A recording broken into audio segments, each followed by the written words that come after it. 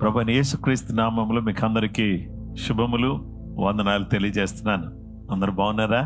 ఈరోజు మిమ్మల్ని అందరిని కలుసుకునే చక్కటి అవకాశాన్ని దేవుడు ఇచ్చినందుకు నేను చాలా సంతోషిస్తున్నాను. మిమ్మల్ని అందరిని కలుసుకునే భాగ్యాన్ని దేవుడు ప్రార్థనా పోరాటం ద్వారా కలిగించినందుకు నేను దేవుని స్తుతిస్తున్నాను. గత కొన్ని రోజులుగా దేవుడు తన దాసురాలను వాడుకొని చక్కటి వాక్య సందేశాలు మీరు వినే అవకాశాన్ని దేవుడిచ్చాడు. అలాగే నేను కూడా మీతో దేవుని వాక్యాన్ని పంచుకునే ఈ అవకాశాన్ని దేవుడిచ్చినందుకు నేను దేవుని స్తుతిస్తున్నాను. దేవుని బిడ్డలమైనటువంటి మనము ఉదయాన్నే నిశ్చయంగా ప్రార్థనా పోరాటంలో పాల్పొంపులు పొంది దేవుని స్తుతించి, దేవుని ఆరాధించి, దేవుని వాక్యాన్ని వింటున్నాం, ప్రార్థన చేస్తున్నాం. ఆ విధంగా కృపగల దేవుడు, దయగల దేవుడు మనకు సహాయం చేయాలని నేను కోరుతున్నాను. ప్రార్థన చేసుకుందాం. సర్వకృపానిధికి యేసుక్రీస్తు ప్రభువా, నీ పాదాలకు నేను వందనాలు, స్తుతులు, స్తోత్రాలు, మహిమ, ఘనత, ప్రభావాలు మీకు ఆరోపిస్తున్నాను. ఈ సమయంలో నీ బిడ్డలమైనటువంటి మమ్మల్ని అందరినీ కూడా ప్రేమించి ఈ చక్కటి ప్రార్థనా పోరాటాన్ని మాకు ఇచ్చినందుకు స్తోత్రం. నిన్ను స్తుతించి, నిన్ను ఆరాధించి, నీ వాక్యాన్ని విని గొప్ప ఆనంద సంతోషాలతో ఈ దినమంతా కూడా మేము కొనసాగడానికి కావలసిన కృప మా అందరికీ అనుగ్రహించుమని యేసు పరిశుద్ధ నామములో ప్రార్థించి అడుగుచున్నాము తండ్రి, ఆమేన్. ఇప్పుడు మనమందరం కూడా దేవుని ఆరాధన చేసి ఆ తర్వాత వెంటనే దేవుని యొక్క వాక్యాన్ని మనం విందాం.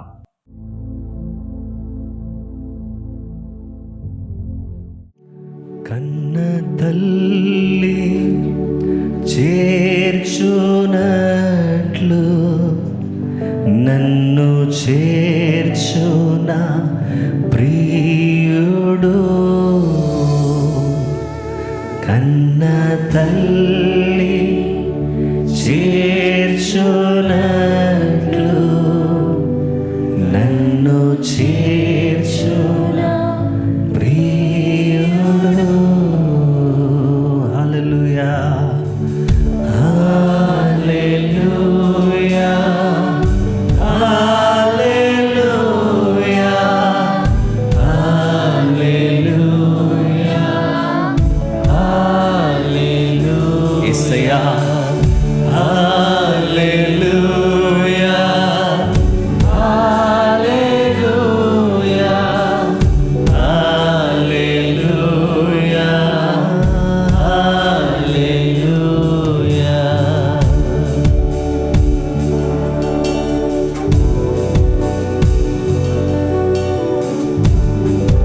దేవానికి స్తోత్రమయ్యా.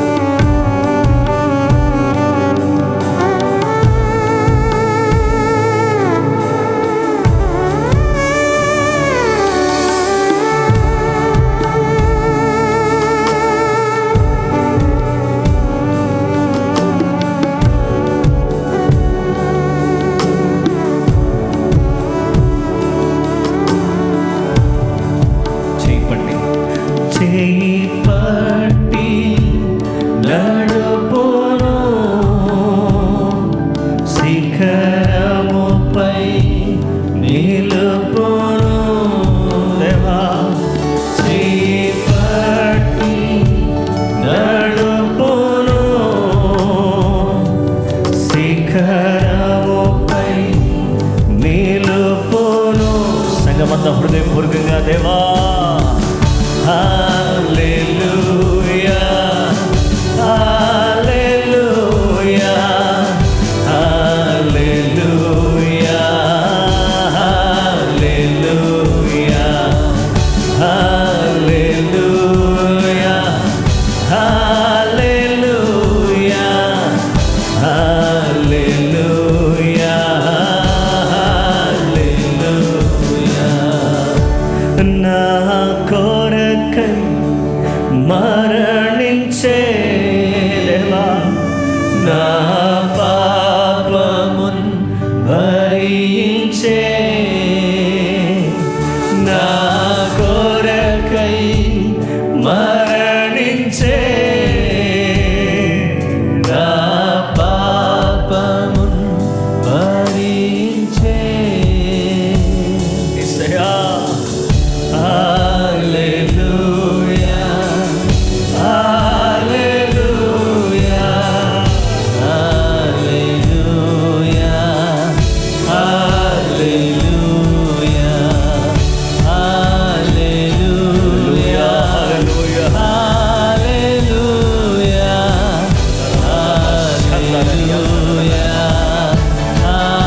హల్లెలూయా హల్లెలూయా అందరూ చేతులు పైకి దేవానికి స్తోత్రం. ఆమేన్ ఆమేన్ ఆమేన్. హల్లెలూయా హల్లెలూయా హల్లెలూయా హల్లెలూయా హల్లెలూయా హల్లెలూయా హల్లెలూయా.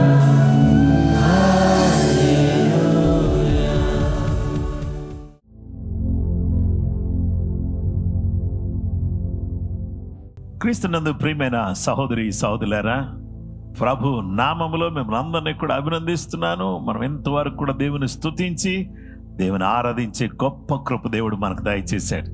ఈ సమయంలో దేవుని వాక్యాన్ని మనం ధ్యానం చేయబోతున్నాం. 64వ కీర్తనలో మొదటి 2 వచనాలను మనం చదువుకుందాం. దేవా, నేను మొరపెట్టగా నా మనవి ఆలకింపుము. శత్రు భయం నుండి నా ప్రాణమును కాపాడుము.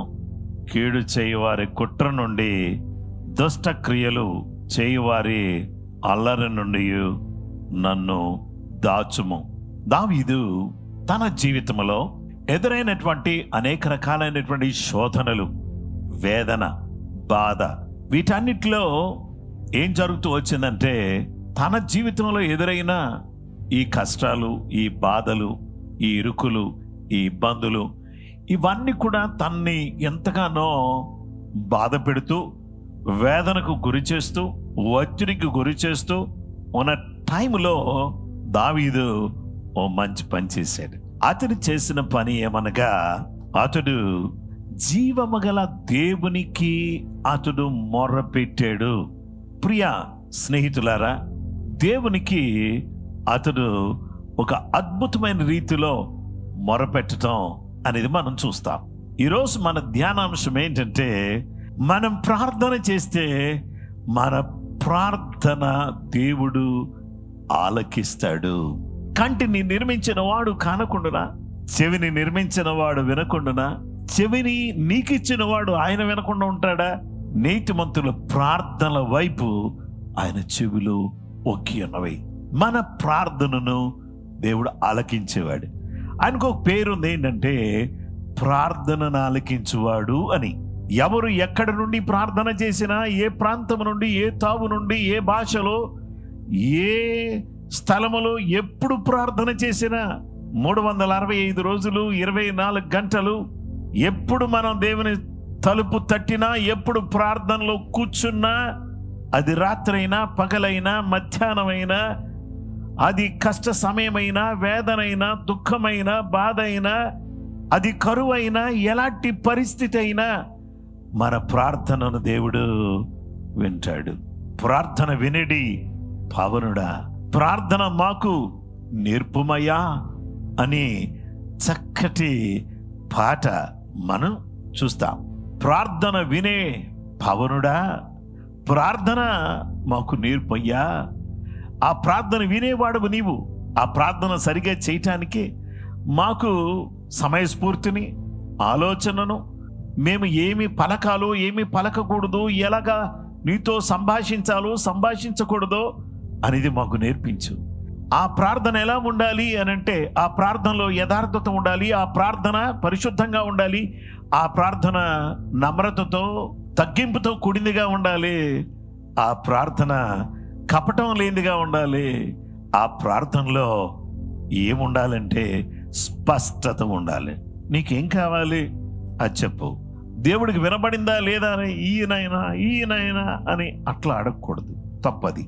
ఎందుకంటే మాటి మాటికి గోజాడటం మంచిదే కానీ దేవుడు విన్నాడా లేదా అనేది నమ్మకం లేకుండా పదే పదే మాట్లాడడం అనేది మంచిది కాదు. ప్రార్థన చేసేటప్పుడు మనం అందరం కూడా ఏం చేయాలంటే స్పష్టంగా ఏం మాట్లాడాలి, నా ప్రభువుకి ఏమి చెప్పాలి నేను అనేది ఆలోచన చేసుకుని ఆయన దగ్గర కూర్చుని మనం ఏమేమైతే చెప్పాలో, నా గురించి నేనేం చెప్పుకోవాలనుకున్నాను, ప్రభువా నాకు ఆరోగ్యం దయచేయి, ఆత్మీయంగా నేను బలంగా ఉండడానికి సహాయం చేయి, ఉద్యోగంలో నేను చేసే సేవలో లేదా నేను చేసే పనుల్లో జ్ఞానము దయచేయి, నేను చాలా జాగ్రత్తగా నా జీవితాన్ని కాపాడుకోవడానికి, పవిత్రంగా పరిశుద్ధంగా నా బ్రతుకును మలినం అంటకుండా కాపాడుకోవడానికి నీ కృప నాకు దయచేయి ప్రభువా అని మనం ప్రార్థన చేయాలి. పిల్లలు గుర్తొచ్చారు. పిల్లల యొక్క విద్య కొరకు, వారి ఉద్యోగాల కొరకు, వారి వివాహాల కొరకు, లేదా వివాహాలైన పిల్లలు ఉంటే వాళ్ళ యొక్క భవిష్యత్తు బాగుండాలి అని వాళ్ళ కోసం ప్రార్థన చేయాలి. ఆ తర్వాత ఈ లోపల మన ఇంట్లో ఉన్న పెద్దవాళ్ళు గుర్తొచ్చారు, వాళ్ళ కోసం ప్రార్థన చేస్తాం. ప్రభువా వాళ్ళకున్న అనారోగ్యం తీసివేయండి, వాళ్ళకి మంచి ఆరోగ్యం దయచేయని ప్రార్థన చేస్తాం. ఇమీడియట్గా సంఘం గుర్తొచ్చింది. సంఘంలో ఉన్నటువంటి సేవకుల కొరకు, విశ్వాసుల కొరకు, ముఖ్యంగా బలహీనంగా ఉన్నటువంటి బిడ్డల కొరకు మనం దేవుని సన్నిధిలో విజ్ఞాపన చేయొచ్చు. ఇలాగ విజ్ఞాపన చేస్తూ ఉండగా ఒక్కసారి మన ప్రాంతాన్ని గురించి ఆలోచన చేస్తే, ఈ ప్రాంతంలో ఏ ప్రాబ్లమ్స్ ఉన్నాయి, ఉదాహరణకు నీటి సమస్య ఉంది, దానికోసం ప్రార్థన చేద్దాం. వర్షం కొరకు ప్రార్థన చేద్దాం. లేదా ఈ ప్రాంతంలో ఫలాని అవసరత ఉంది, దానికోసం ప్రార్థన చేద్దాం. ఎక్కువ యాక్సిడెంట్లు అవుతున్నాయి, దానికోసం ప్రార్థన చేద్దాం. ఎక్కువ బస్సులు కాలిపోవడం, కార్లు కాలిపోవడం, ఈ భయంకరమైనటువంటి యాక్సిడెంట్లు పరంపర అనేది కొనసాగుతుంది కదా. మరి దానికోసం మనం ఏం చేయాలంటే, ప్రభువా ఈ యాక్సిడెంట్లన్నీ యేసు నామములో ఆగిపోవును గాక అని ప్రార్థన చేయాలి. మనం అందరం కూడా ఏదైనా సమస్య నిన్ను పీడిస్తూ ఉంటే దాని కొరకు జ్ఞాపకం చేసుకుని ప్రార్థన చేయాలి. ఇలాగూ ఒకదాని తర్వాత ఒకటి గుర్తు చేసుకుంటూ అలాగా స్పష్టంగా దేవుని సన్నిధిలో ప్రార్థన చేయాలి. ఈరోజు నీకు ఒకవేళ మనీ అవసరం ఉంది, how much money that you needed, ఎన్ని వేల రూపాయలు కావాలి, ఎన్ని వందలు కావాలి, ఎన్ని లక్షలు కావాలి అనేది దేవుని సన్నిధిలో పెట్టి, అయ్యా ఇంత మొత్తంలో నాకు డబ్బులు కావాలి, నాకు సహాయం చేయి అని ప్రార్థన చేయాలి. మనం ఎప్పుడైతే ప్రార్థన చేస్తామో దేవుడు మన ప్రార్థనను ఆలకిస్తాడు. మన ప్రార్థన ఆలకించి మన ప్రార్థనకు జవాబిచ్చే దేవుడిగా ఉన్నాడు. అందును బట్టి ఆయనకే స్తుతి, ఘనత, మహిమ, ప్రభావాలు కలుగును కాక. నేను మొరపెడితే ఏం జరుగుతుంది? దేవుడు ఆలకిస్తాడు.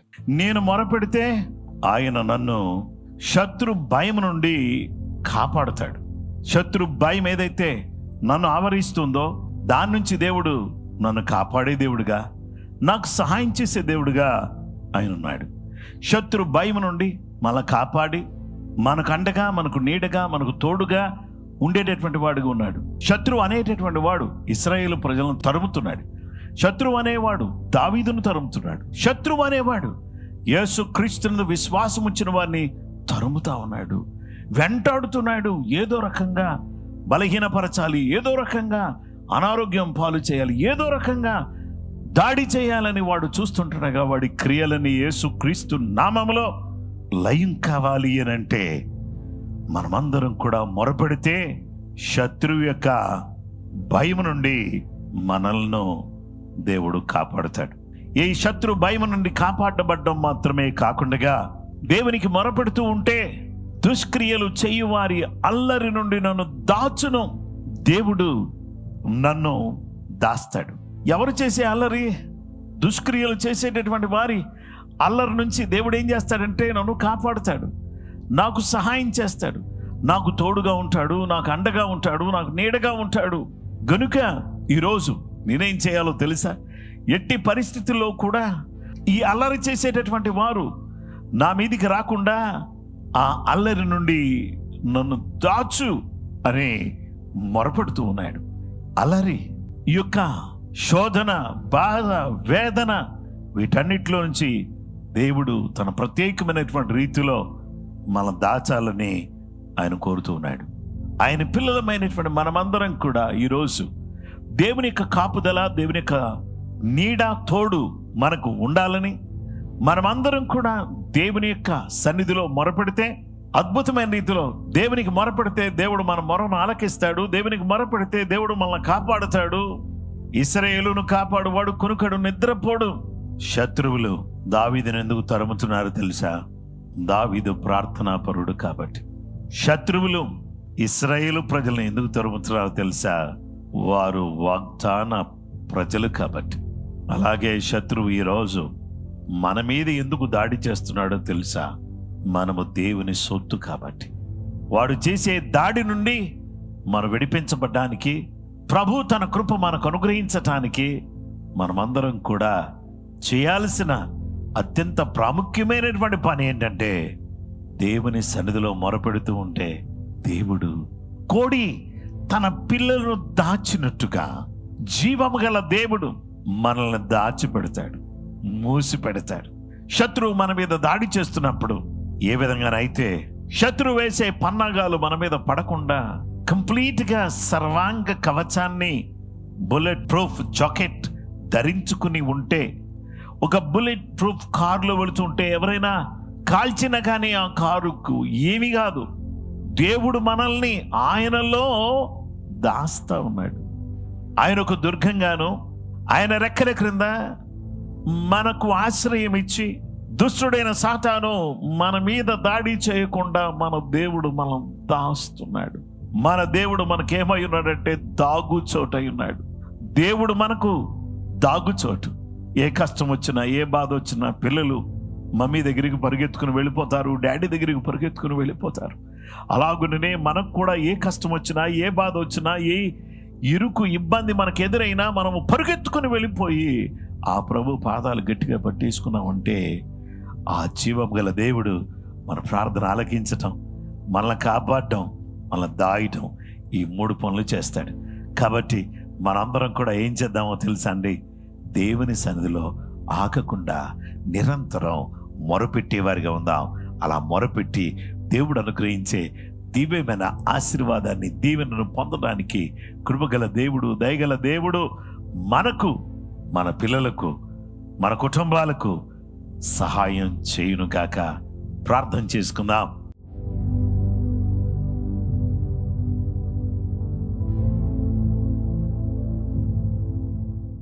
మహోన్నతుడైన మా తండ్రి, నీ వాక్యం ద్వారా మాతో మాట్లాడేందుకు నీకు వందనాలు.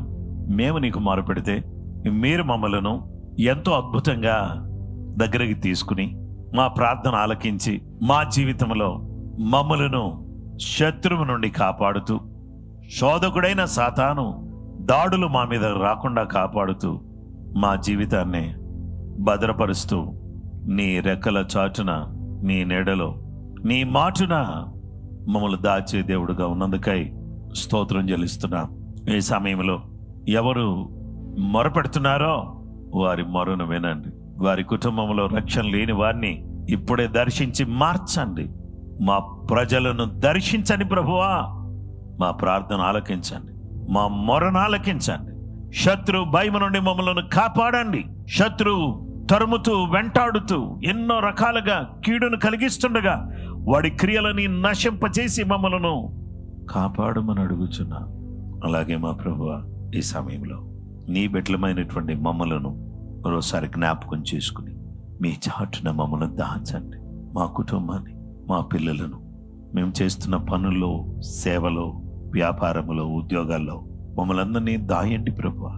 నీ చాటున మమ్మల్ని దాచి నీ కృప మాకు దయచేసి నీ ఆశీర్వాదంతో మమ్మల్ని నింపి నడిపించమని నిరంతరం నీకు మొరపెడుతూ మేము జీవించడానికి సహాయం చేయండి. ఈ వాక్యం వింటున్న ప్రతి బిడ్డను దీవించండి. చిన్న పిల్లలు ఈ సీజన్లో చాలా మంది సిక్ అయి ఉంటున్నారు. కోల్డ్, కాఫ్, ఫీవర్ ఇలాంటి అనారోగ్యాలన్నీ కూడా మీ నామములు దూరం చేయండి. ఇంకా స్కూల్స్కి, కాలేజెస్కి వెళుతున్న బిడ్డలకు నీ కాపుదల దయచేయండి.